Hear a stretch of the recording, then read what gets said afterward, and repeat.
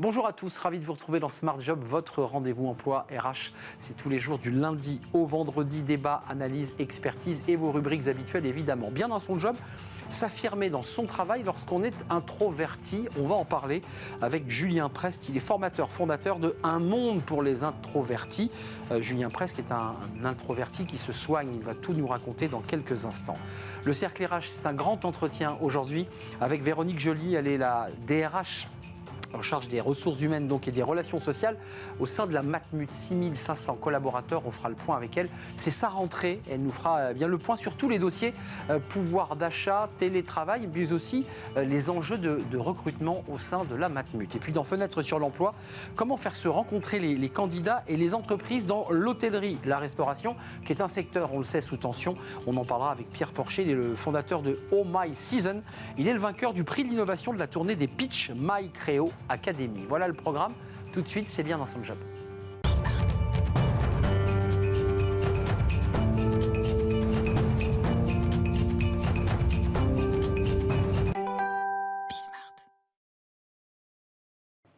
Bien dans son job. On parle aujourd'hui, et nous parlons aujourd'hui, aux introvertis. Qu'est-ce que c'est qu'un introverti? Manque de confiance, timidité, je ne me sens pas bien dans le groupe, je m'isole. C'est peut-être ça la définition de l'introverti. Julien Prest, merci d'être avec nous. Bonjour. Bonjour, vous êtes formateur, fondateur de Un Monde pour les Introvertis. Et je le disais sous forme d'humour dans l'introduction de l'émission, vous êtes un introverti qui se soigne, ou qui est d'ailleurs soigné. Vous vous définissez, vous vous êtes défini à quel moment comme un introverti?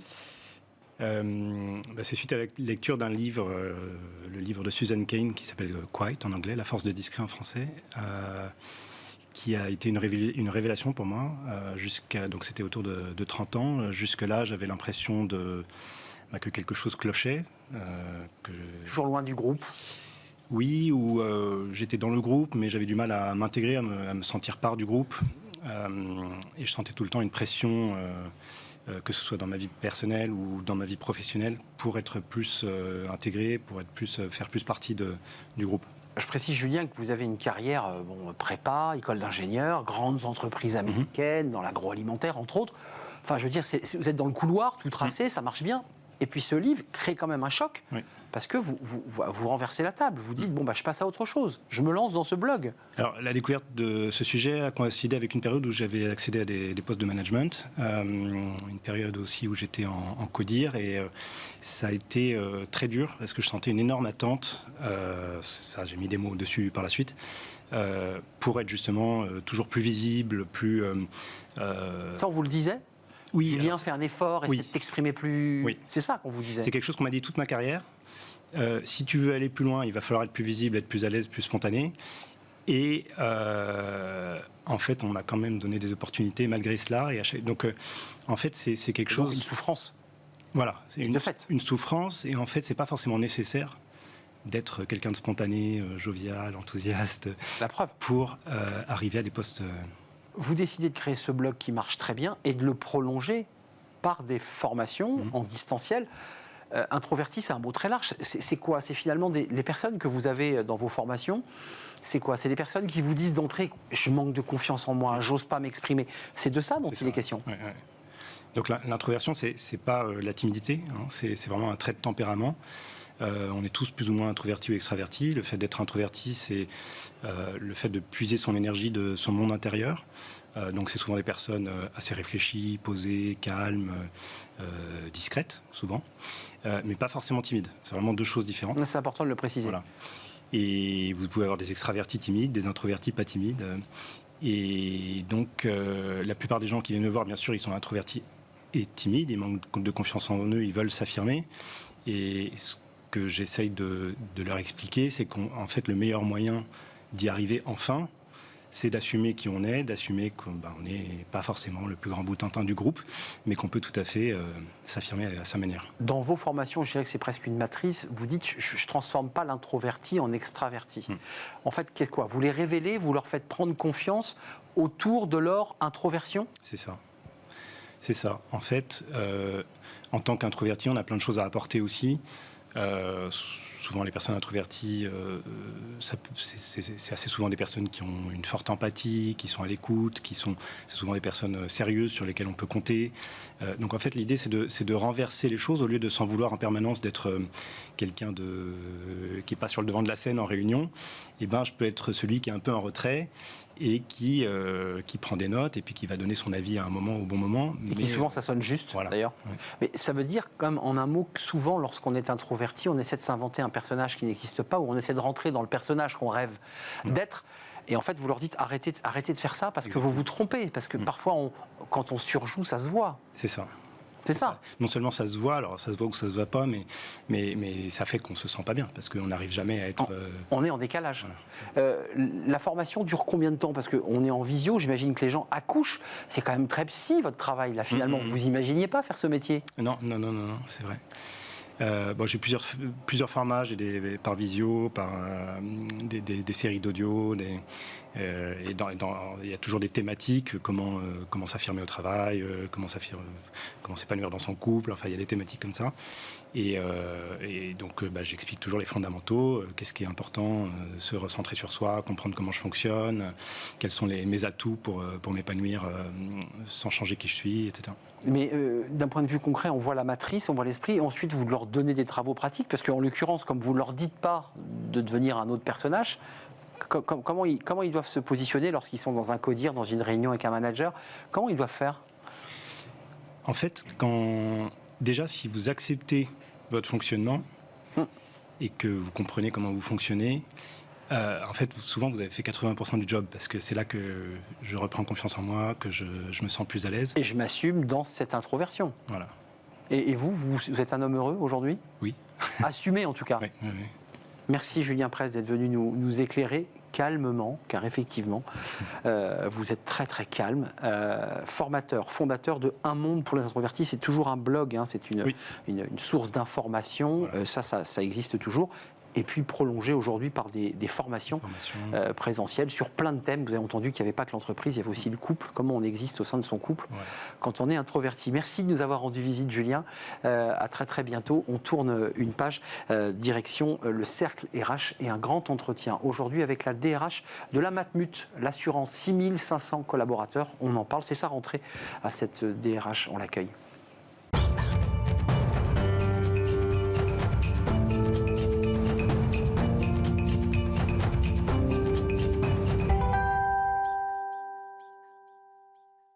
Le cercle RH est un grand entretien aujourd'hui avec une DRH qui va nous parler de sa rentrée évidemment. C'est votre rentrée, c'est la rentrée des DRH.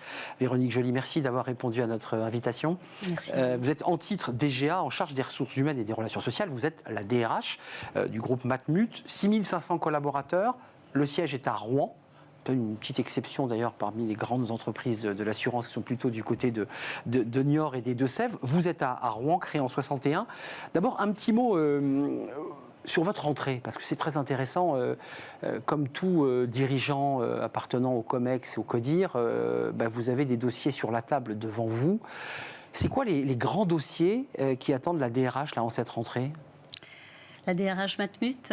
Alors, nous avons, comme beaucoup d'autres DRH d'ailleurs, un grand moment de démocratie sociale avec la préparation d'élections en interne, les élections professionnelles. Et comme nous sommes dans la date anniversaire des mandats de 4 ans après les ordonnances Macron, on se trouve, comme beaucoup, à organiser de nouveau ce temps fort de nos élections professionnelles. Donc, ça mobilise beaucoup les partenaires sociaux et je m'inclus. Et oui, le dialogue social. Absolument. Nous avons des sujets, bien sûr, autour de la gestion prévisionnelle des emplois, qui est un grand classique, mais qui est totalement adapté à la rentrée, puisque c'était la question, mais je dirais plus largement à la conjoncture de la transformation. Et dans le cadre de cette transformation, quand je tire le fil, nous avons un engagement fort de développement de compétences. Donc, nous continuons à travailler à la construction des parcours de formation, puisqu'on a une académie Matmut et un engagement fort du développement de compétences, alors à l'entrée dans nos métiers, mais aussi tout au long des parcours. Et l'accompagnement des managers. Voilà. Je pense qu'en vous disant ces quelques thématiques, Je dresse le bilan de la rentrée. Bilan de la rentrée, les perspectives de rentrée, puis en quelque sorte ce que vous avez traversé depuis votre arrivée en 2021. Un petit mot sur votre parcours, parce que c'est intéressant. Vous avez un parcours, je dirais, très assurance. Dès 2015, vous faites de la transfo chez Covéa et vous anticipez finalement des transformations dans lesquelles on est aujourd'hui, où il faut s'adapter, être plus flexible, repenser même le recrutement. Dès 2015, vous avez déjà quoi, ce pressentiment que le monde du travail se fracture? Alors en fait, c'est toujours, pour ce qui est de la fonction RH, et particulièrement dans le secteur tertiaire, et particulièrement dans le secteur de l'assurance, ce qui est intéressant, c'est de trouver la solution adaptée au contexte extérieur et aussi à la stratégie interne. Et effectivement, que ça soit dans mon expérience précédente ou aujourd'hui, on cherche à faire ce pont entre les enjeux externes et les enjeux internes. L'axe stratégique défini par la direction générale et la fonction RH pour moi, c'est pour ça que c'est intéressant de l'exprimer dans ce secteur-là. Elle a ce rôle stratégique de trouver des solutions. Moi, je suis particulièrement orientée solutions. Adaptées aux enjeux, et si possible aux enjeux stratégiques, mais aussi humains. Les enjeux, on les a devant nous, c'est pénurie de main-d'œuvre, des salariés qui, pour après le Covid, se sont dit mais je ne vais pas retourner travailler là où je travaillais, dans certains secteurs en tension, c'est pas forcément l'assurance, et puis une attractivité des métiers qui n'est pas toujours simple dans votre domaine. Ça, c'est des réflexions que vous avez. Comment on redonne du lustre à ces métiers de l'assurance? Parce que l'assurance, ça ne veut rien dire. Il y a 1000 métiers dans l'assurance. Exactement, il y a 1000 métiers dans l'assurance. C'est un secteur qui, je pense, est méconnu. Aucun d'entre nous n'a rencontré un enfant qui souhaitait devenir assureur. Pour autant, moi, je trouve qu'il y a une résonance extrêmement forte entre ce que propose ce secteur et finalement les aspirations des candidats, des collaborateurs, j'allais dire du corps social et de nous-mêmes. On recherche aujourd'hui, en tout cas, on nous signale ce besoin d'avoir de l'utilité, d'avoir du sens au travail, et ce qui est un fondamental, donc c'est pas à remettre en cause. Et l'assurance, c'est ça. Pour moi, l'assurance, d'abord, c'est une pluralité de métiers. Quand on cherche à définir simplement, c'est quand même l'art de s'engager dans le temps et de tenir ses promesses, qui est pas mal par les temps qui courent.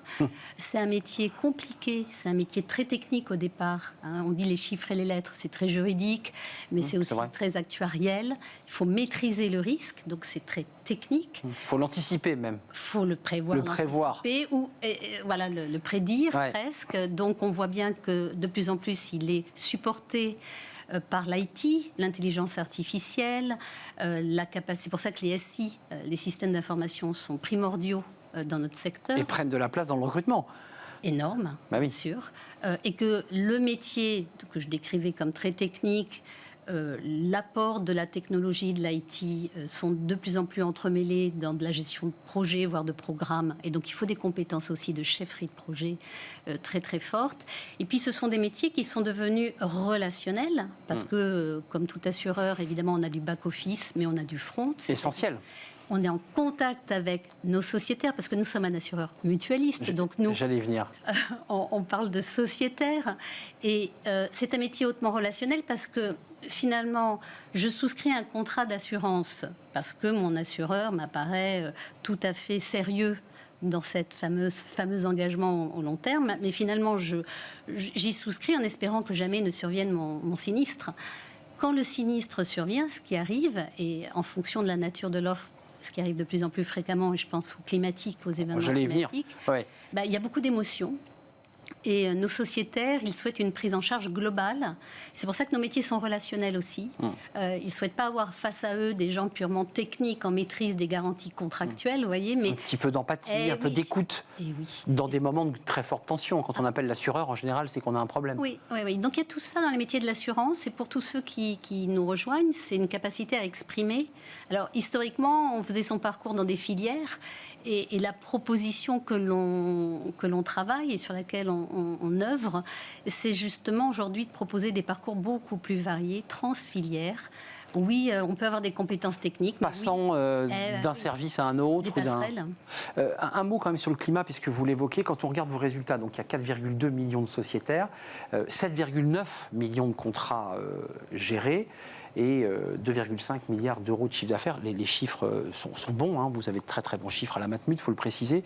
J'ai vu qu'il y avait plus de 200 millions d'euros d'augmentation de sinistralité climatique. Ça veut dire que c'est un sujet fondamental qui doit arriver aussi sur le bureau du RH dans ses recrutements.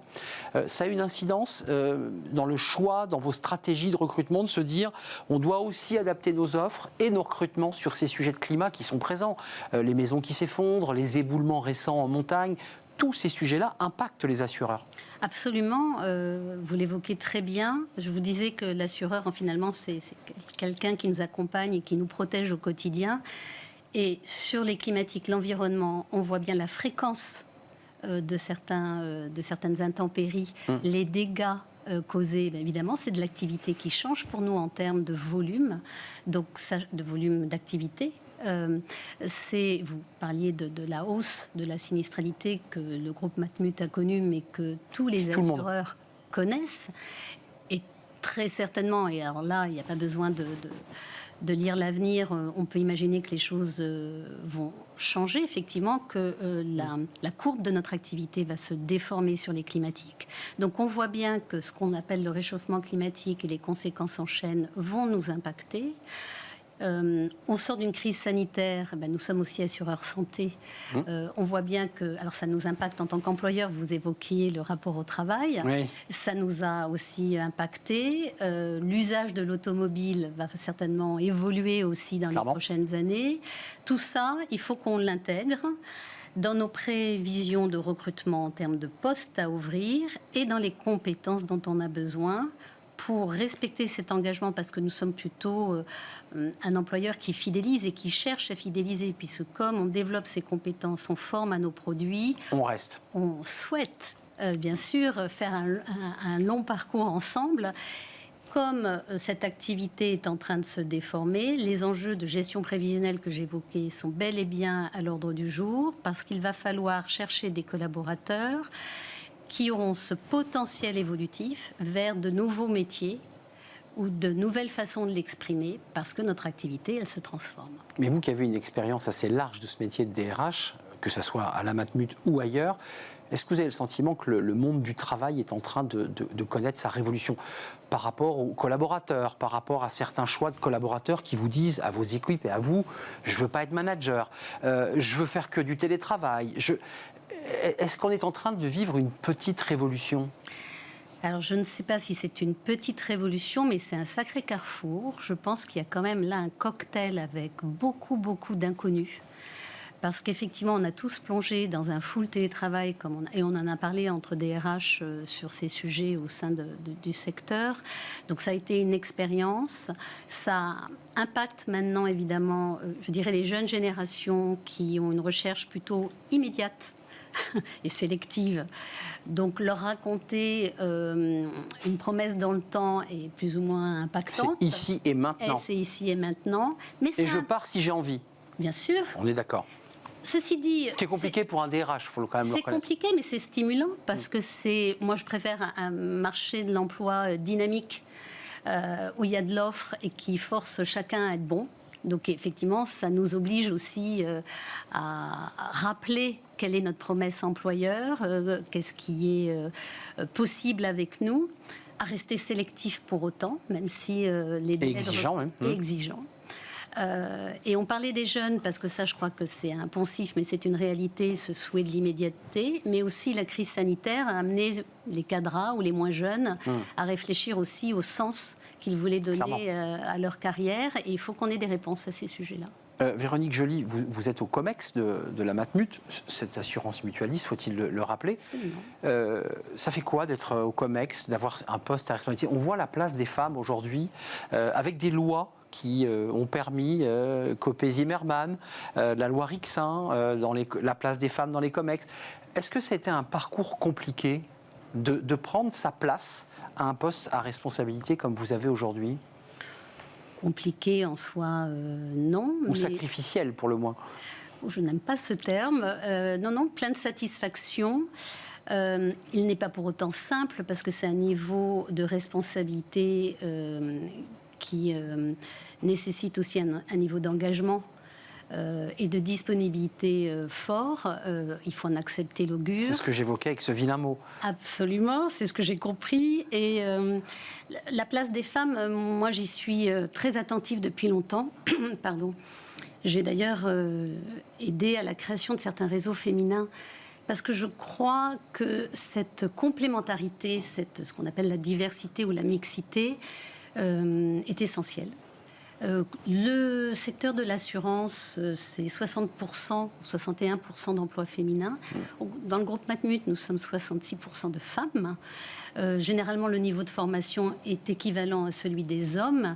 Donc, c'est bien naturel que nous devons travailler à la parité. À la parité, et donc à un niveau de salaire équivalent, puisqu'il y a un débat. Absolument. Non, mais cette question n'est toujours pas réglée. Vous le savez, il y a toujours un écart à diplôme égal. Alors, on parlait de 24%, ça c'est un diplôme différencié, mais... Oui, le 24% est... Nous sommes d'accord, mais on est toujours à 3 ou 4%. Il reste toujours les questions de parentalité, parce que ça impacte aussi les collaboratrices de votre équipe, ces jeunes collaboratrices ou ceux qui veulent entrer.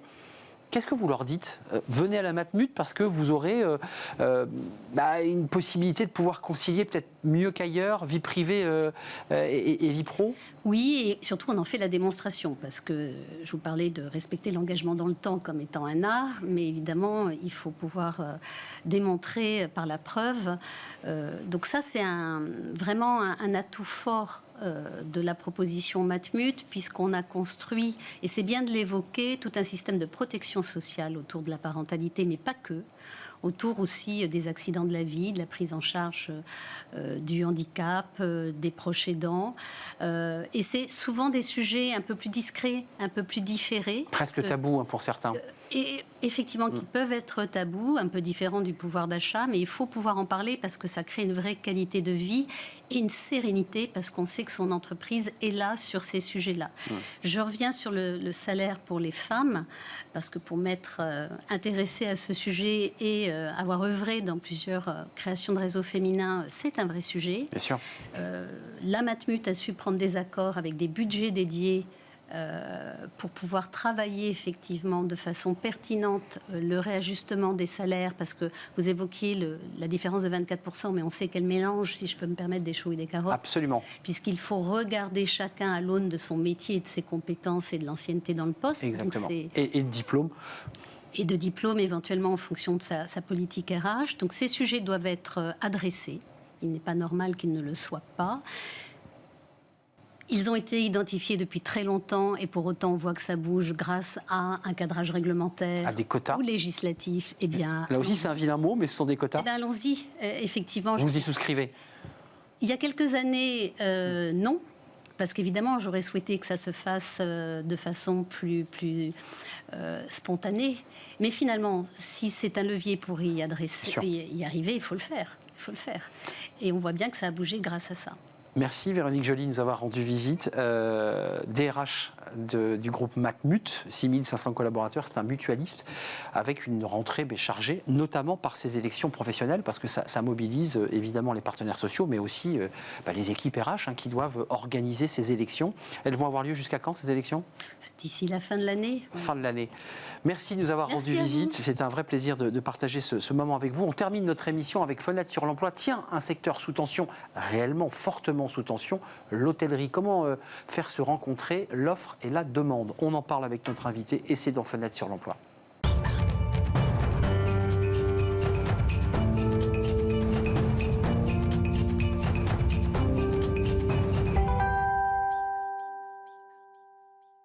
Fenêtre sur l'emploi, parlons d'un secteur en tension et en crise et en pénurie, le secteur de l'hôtellerie, de la restauration, avec une initiative très originale. J'accueille Pierre Porcher. Bonjour Pierre. Bonjour. Ravi de vous accueillir, fondateur de Oh My Season. C'est bien ça. On va parler des saisonniers. Je précise que votre projet a reçu le prix de l'innovation de la tournée des Pitch My Creo Academy, ce qui veut dire que ce projet a tapé dans l'œil du jury. D'abord, un petit mot. Pas sur vous, mais votre parcours était un peu éloigné de l'hôtellerie-restauration à l'origine. Vous êtes en design industriel. Voilà, exactement. Qu'est-ce qui fait, Pierre, que vous avez décidé de vous concentrer sur cette question de la pénurie en hôtellerie-restauration ? Alors effectivement, moi j'ai suivi un cursus en art et en design. Puis à la fin de mes études, je suis parti dans la restauration à la suite d'un job d'été.